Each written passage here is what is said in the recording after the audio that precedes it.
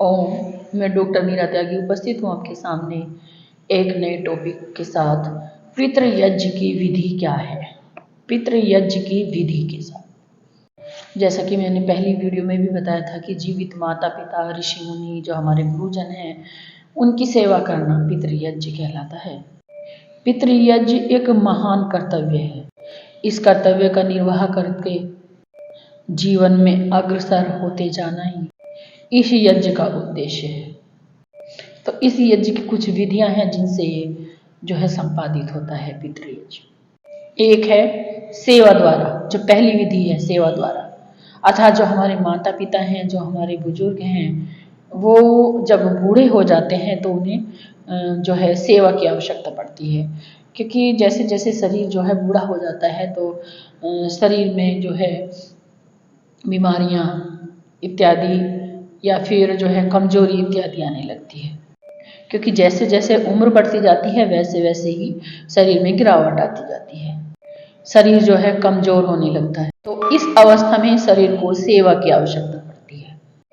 तो बच्चों का यह कर्तव्य बनता है कि अपने माता पिता, अपने गुरुजन, अपने बड़ों के उनके हाथ पैर दबाकर, उनकी मालिश करके, उनको जो है समय पर दवाई देकर, उन्होंने जो है समय पर उनके खाना देकर, पीना देकर, कोई जो है उनकी ध्यान रखकर उनको जो है हम पितृयज्ञ कर सकते हैं। इस प्रकार से हम जो है पितृयज्ञ करते हैं। दूसरी विधि है अभिवादन द्वारा। जो हमारे बड़े बुजुर्ग हैं, माता पिता हैं, उनका अभिवादन करना, उनसे आशीर्वाद लेना, ये भी एक पितृयज्ञ का ही तरीका है। इससे भी पितृयज्ञ संपन्न होता है। तीसरा है सम्मान। जो तीसरी विधि है सम्मान, बहुत ही महत्वपूर्ण विधि है ये। क्योंकि कुछ लोग क्या सोचते हैं कि जो हमारे माता पिता हैं उनको जो है खाना इत्यादि देना हमारा कर्तव्य बनता है, उनको वो सम्मान नहीं देते, बस सिर्फ अपना कर्तव्य पूरा करते हैं। तो सम्मान जो है बहुत ही महत्वपूर्ण विषय है। पितृयज्ञ की बहुत ही महत्वपूर्ण विधि है। गुरुओं का, माता पिता का, बड़े बुजुर्गों का सम्मान करना पितृयज्ञ कहलाता है। ये पितृयज्ञ की विधि के अंतर्गत आता है। यदि माता पिता, हमारे गुरु हमें कुछ गलत भी कह रहे हैं, गलती पर तो डांटते हैं, बिना गलती पे भी हमें कुछ कह रहे हैं, डांट रहे हैं, तो हमें फिर भी उनका सम्मान करना चाहिए। हाँ, हम अपनी बात को बड़ों के सामने रख सकते हैं। अगर उनकी बात कोई हमें अच्छी नहीं लग रही है, हम उनकी बात को, अपनी बात को उनके सामने रख सकते हैं, लेकिन इस प्रकार से कि उनको जो है कोई ठेस ना पहुँचे, उन्हें बुरा ना लगे। तो इस प्रकार से सम्मान भी पितृयज्ञ की एक विधि है। चौथी विधि है प्रेम द्वारा, जिसे प्यार कहते हैं।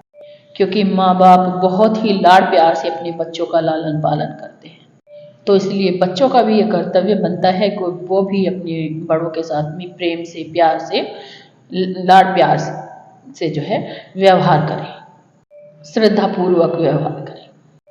अथर्ववेद में कहा गया है कि प्रत्येक मनुष्य को दूसरे मनुष्य के इस तरह से व्यवहार करना चाहिए जैसे एक गाय अपने बछड़े से करती है। पांचवी पितृयज्ञ की विधि है उनकी आवश्यकताओं की पूर्ति करके। जो हमारे माता पिता हैं, गुरुजन हैं, जो हमारे से बड़े हैं, उनकी आवश्यकताओं की पूर्ति करके। क्योंकि जब माता पिता बूढ़े हो जाते हैं, बुजुर्ग हो जाते हैं, तो वो अपने बच्चों पर आश्रित हो जाते हैं। हम देखते हैं कि जब हम छोटे होते हैं तो हम अपने माँ बाप पर आश्रित होते हैं। तो हमारे माँ बाप अपने जो है अपनी आवश्यकताओं को जो है कम करके, अपने शौक पूरे ना करके हमारे शौक पूरे करते हैं। हमें जो है हर एक चीज़ की व्यवस्था हमारे लिए करते हैं। तो इसलिए हमारा भी ये कर्तव्य बनता है कि हम भी अपने बड़े बुजुर्गों की आवश्यकताओं का ध्यान रखें, उनकी सेवा करें, उनका सम्मान करें, उनकी आवश्यकताओं का ध्यान रखें। तो इस प्रकार से मैंने ये 5 विधि बताई हैं। 5 अगर विधियां हम करते हैं तो हम पितृयज्ञ करते हैं। आगे फिर उपस्थित होती हूँ एक नए टॉपिक के साथ। ओम।